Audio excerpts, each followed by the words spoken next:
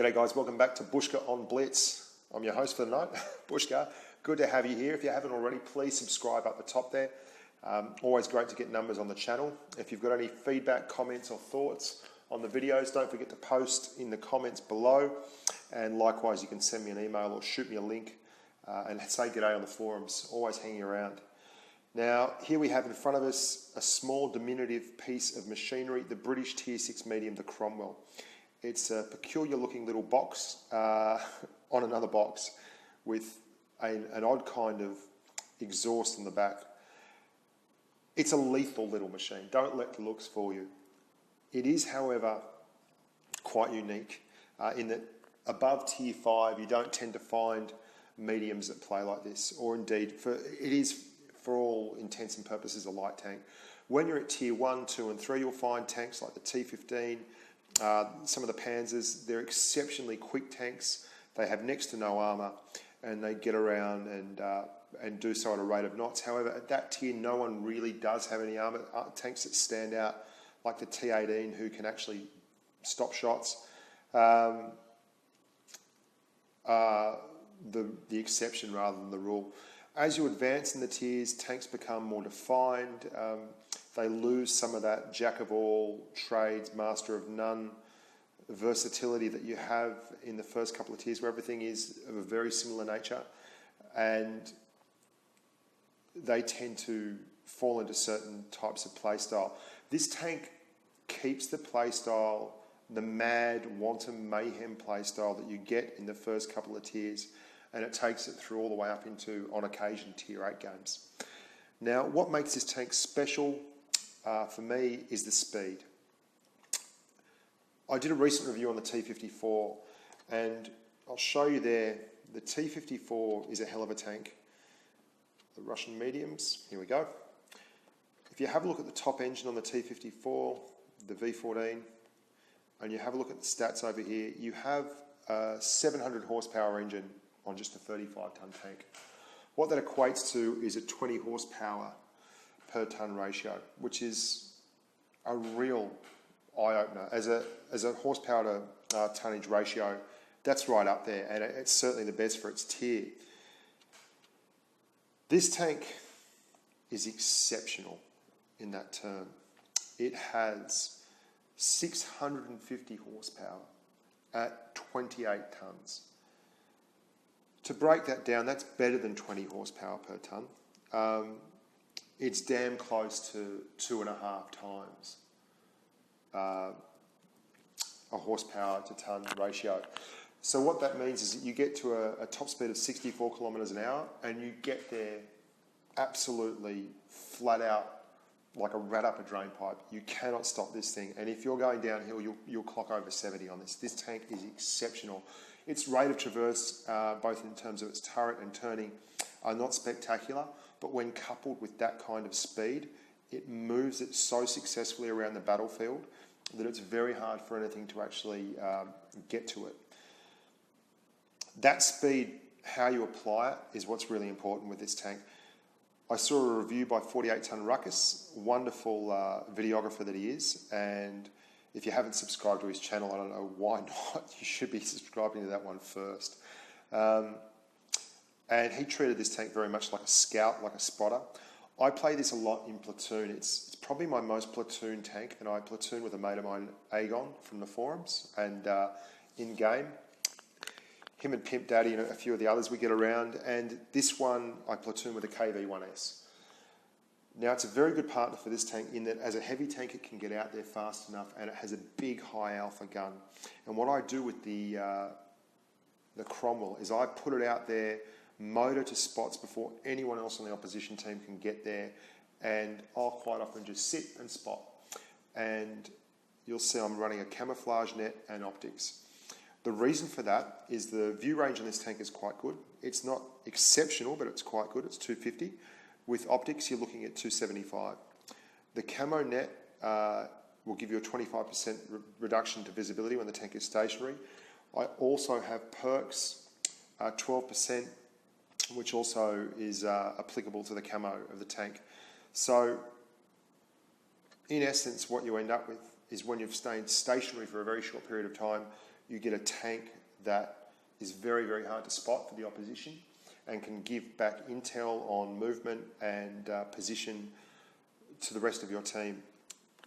Now, even for noobs, that makes a huge difference. I know I carry on about spotting probably a lot more than most people would, but I find that in a game where you're quite often in random public matches and you want to define how people react, if you tell them where tanks are, they will head there, and they'll generally head there en masse.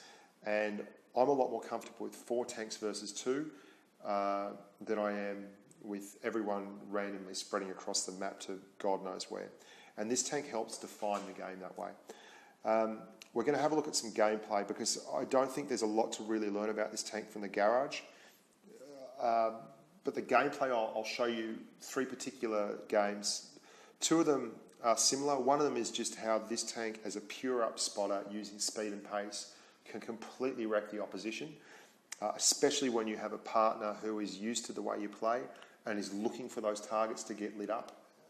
Secondly, we're going to have a look at how this tank can work with either a platoon mate or the rest of your team and give the enemy's position and intent away and mop up from there. And thirdly, we're going to have a look at when you're on your lonesome and you do have to actually do some damage, how to use this tank to relocate, move about, and be successful. Now, usually when I do gameplay video for any tank, it takes me quite a while to find what I'm looking for. Like I'll play quite a few games. Maybe I think it took me 30 or 40 for the E75 game first game that I was happy with, and then I got a few fairly quickly after that. This tank was not hard at all. It took maybe 5 games, 6 games max, because it's so defined in its role for me and it fulfills it so well that it's very difficult not to play the way you want the tank played. I don't know if you get that or if it makes sense. Anyway, we will have a quick look at the armour. It's going to take about 10 seconds because it won't take me long to tell you all you need to know about the armour. So, have a sip of the coffee, you have a look at this. That's your armour. Now there's a reason this thing is bloody light, and there is a reason it's got such a huge horsepower to tonnage ratio, and there's a reason it can get up to 70 clicks plus going down hills. And that reason is not because it carries a huge amount of armour and has a magic engine. The thing is a medium tank in name only. It is actually like a light tank, like a scout car. We're looking at the second gun of the American M4 A3E8 Sherman, the 76mm M1A2. That's a tier 6 gun. Let's have a look at the tier 4 gun. It will still put a hole anywhere in this tank that you care to find. It really is even angled, with the lowest gun, the stock gun on the M4A3, it will go straight through you. There's a lesson in this, and that is the best armour for this tank is not being seen and not being accessible to view. And if you want to duke it out, you've got to duke. You can never stop moving in this tank once you've been seen. You will pay an immediate and heavy penalty. It doesn't have a huge pool of hit points. It doesn't have any real tricks in the bag, a la side scraping like some of the German mediums can. It doesn't have the sloped armour of the American tanks. You can see right there, the lower glacis, the upper hull, everything's on the table for penning. There is no gun mantle, so to speak. You're basically looking at a flat piece of armour that is 76mm thick. Your lower glacis is 57 and 25mm, although the lower one is quite angled, you can see there. You've got flat bits of 64mm all over. From the side, it's exactly the same deal. You've got 43mm and 63mm. You're getting the picture here. Your back could possibly be the smallest bit of armour in the game. They didn't waste much steel on this one, I'll tell you. British steel, my bum. 32mm of rear. There you go. So that's enough. We have a look here at the stats. We've got 119 games played and 62% win rate. It was an interesting tank to start with. I had no idea what to make of this tank. I just got blown up an awful lot and I tried to play it really aggressively. as a medium damage dealing machine. Since then, basically I've turned around and played it a completely different manner. It now averages 2.6 enemy vehicles spotted per match, and that's a key for me. That's gone up from 1.5 to 2.6 in maybe 40, 45 games.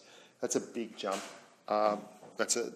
Doubling that number has been the key part to improving the win rate on this tank. And I think you'll find if you play it somewhat along the lines I've got here in the gameplay, you'll be really happy. So as underwhelming as the Armour is, what is overwhelming is the absolute pace and tenacity of this tank and its ability to relocate from one side of the battlefield to the other side and change the focus of attack in mere seconds. I play quite aggressively in it at times. I also play quite strategically in it at times. But either way, at all times, I am utilising the cover and the combat ability.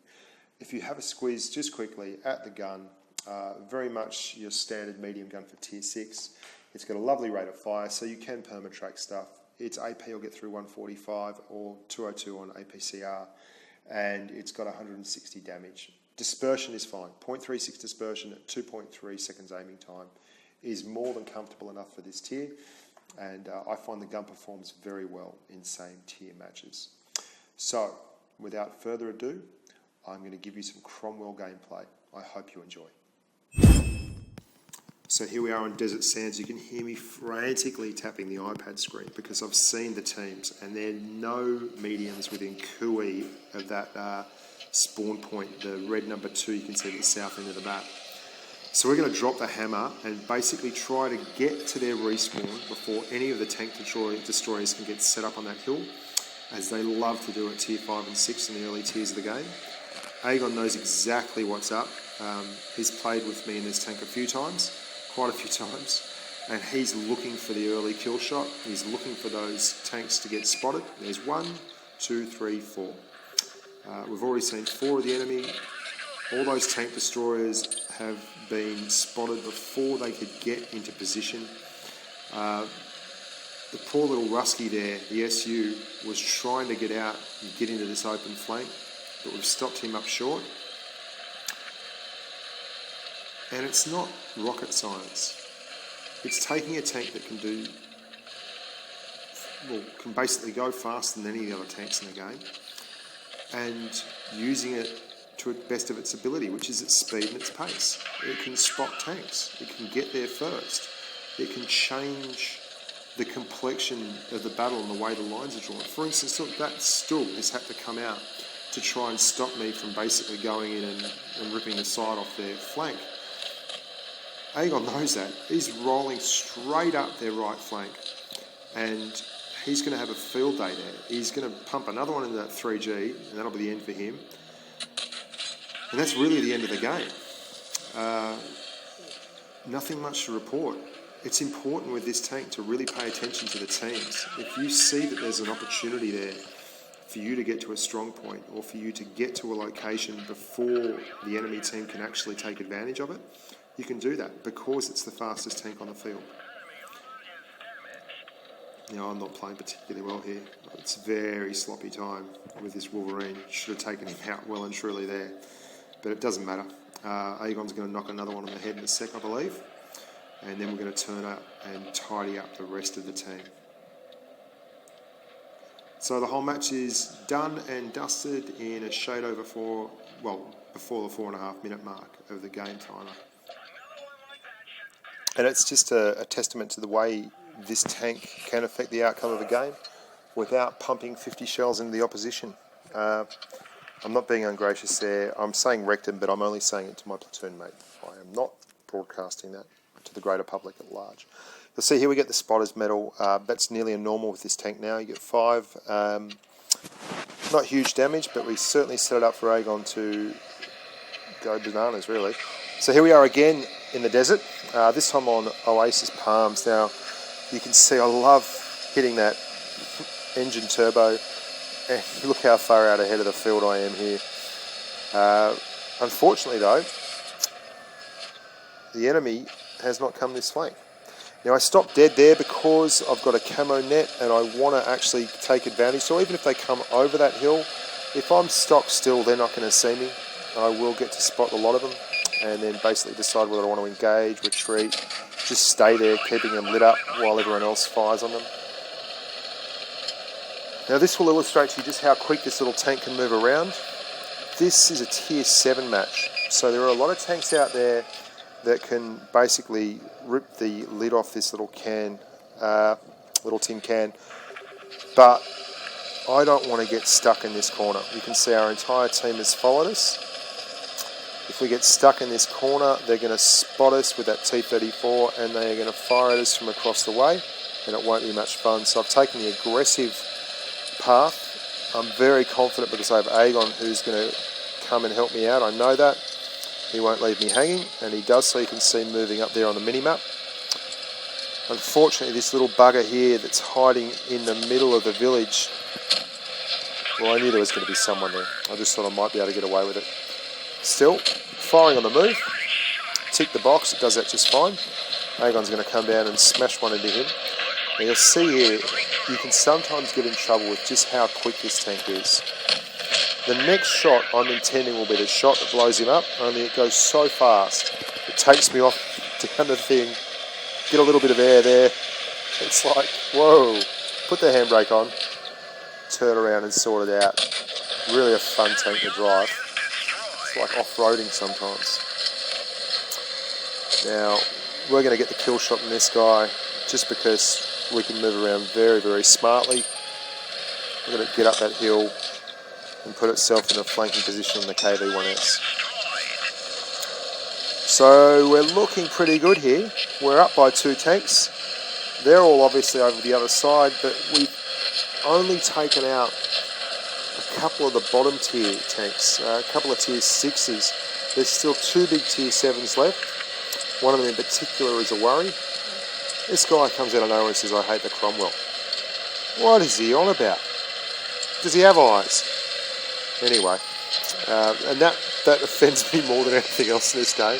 First thing I do, I'll let you in a little secret, I die here, but the first thing I do is actually start taking him to task. Now, we've relocated there in 20 seconds, moved around to be on the flank of 4 tanks without putting ourselves in any mortal peril to do it.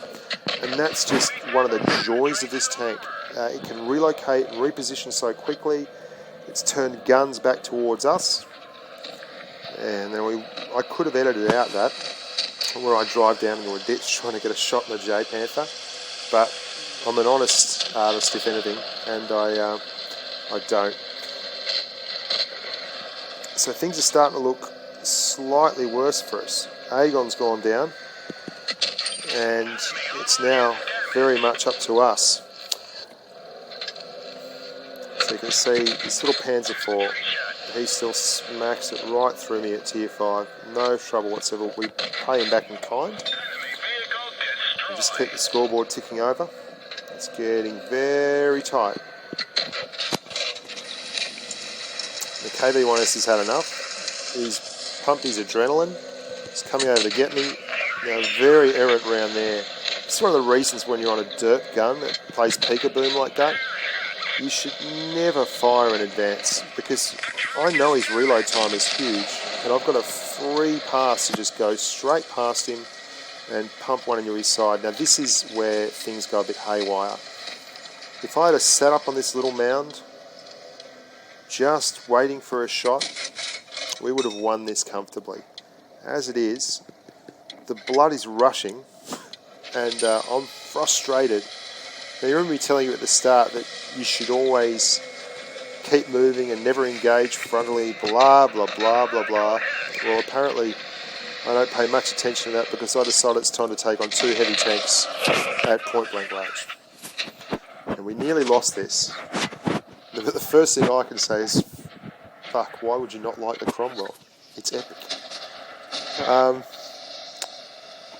Luckily, this fella here in the T25, he carries a game with some big damage. I think he does about 3k. Very nice, very handy at tier 7.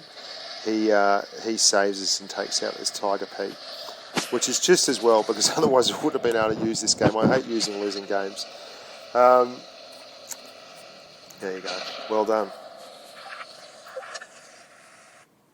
So you can see how quickly that manoeuvrability allows you to pump around. Because it's a tier 7 game, we've got a lot of XP. Spotted 6 tanks again. Now this is very interesting.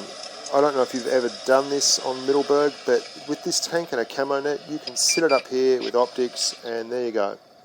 We've spotted 2 tanks, we've pumped one into him, and his view range is so poor versus our camo, and the fact that we're in a bush, couldn't even see me. We didn't even light up after shooting.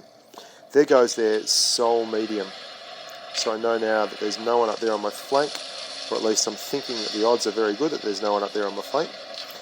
Aegon knows where that 36.01 was going. This is one of the joys of spotting in this tank. You can see all the members of my team rolling down there towards the middle of town because they know exactly where the enemy was going. Now, I find it a fair bit harder to actually circle of death tier 6, tier 7, tier 5 heavy tanks, not heavies, tank destroyers, than the actual tier 10 variety because they're so much quicker and so much more manoeuvrable. But for all that, you can see the Cromwell is pretty comfortable doing it. Even when it gets itself into a bad position, it's so nippy and quick that it gets itself right back out of it ASAP. And the poor old flat Panzer, well not flat Panzer, it's a Jag Panther, doesn't have a chance.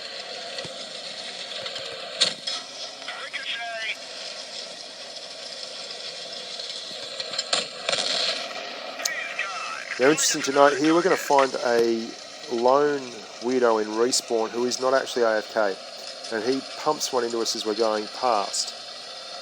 But because of how quickly this tank is going and how nimble it is, we just keep going. He's never going to turn his turret in time to get us. We're doing 60 odd kilometres down the hill. Just leave him the hell alone, we'll come back to him later. That's one of the keys with this tank. If someone knows you're there, don't duke it out. I think I illustrated that pretty well in the last match. Relocate, reposition, you can do it, they can't. And take advantage of that speed and manoeuvrability to really maximise the odds in your favour. And we just take out the M6 here, and very successful little match.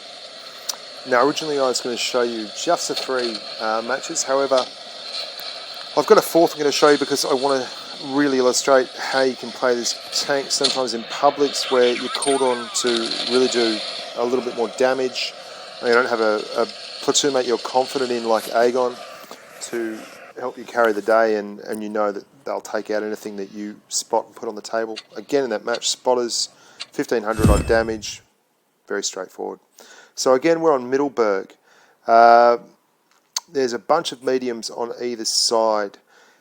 Remembering that I do run a camo net on this, what you can do quite often if you have a camo net is you situate yourself up here behind the trees, or any map, any kind of trees, about 10 or 15 metres back, and it increases your camouflage rating exponentially. So you can sometimes shoot from behind these trees and you won't actually be spotted. You'll see what I mean here in a second when a little Russian medium pokes his head up over the hill. We're going to fire off a round, no worries at all, and yeah, there's no danger whatsoever of us being spotted. So we're up here, we're looking to make a living off the spots as the top tank that T-3485 is going to do for us. And what we're really looking to do is take to task the opposition Cromwell. I don't want him floating about. There he is. So he's now my priority number 1 target. You should always be looking to prioritise your targets when you're in a medium tank. You'll get more opportunity than a heavy tank or a tank destroyer does to actually select your targets. That's a very poor shot there, but for all that, we do make up for it. And because you get that opportunity to, you can see they've finally spotted me there because he's got very close to me indeed, and we've had to move off our perch. Because you do get that opportunity to select your targets, if you waste it by just going for the most obvious target, quite often you're doing your team a disservice. Now, I was expecting the guys down in town to be able to handle that spawn and they've not done a good job of it. They're getting to 65, 66, 70, and both the T3485 and myself decide it's time to up arms and make sure that that cap gets reset. And you can see on my right, there's all kinds of trouble there. This is looking quite tough at the moment. I see that a T3485 has reset the cap, so I then do the typical Cromwell thing. Look at the power drift there as you're going down the hill and turn around. Great tank, moves on a dime.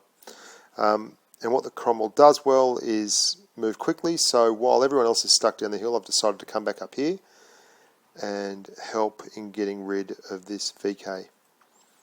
Now look at us going around it very easily. Very, very easily. Firing on the move. He's got way too slow a traverse, and I know because I've had that tank, to really worry us. So you can see here we've done all but kill him, and I decide just to leave him be because it's more important that we get down to town and give the rest of the team a hand than it is to get another kill shot. I'm going to take one from the right here.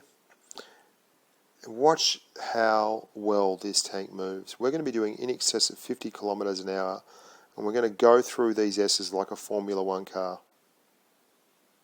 And just relocate. If you don't like where you are, just relocate and move again.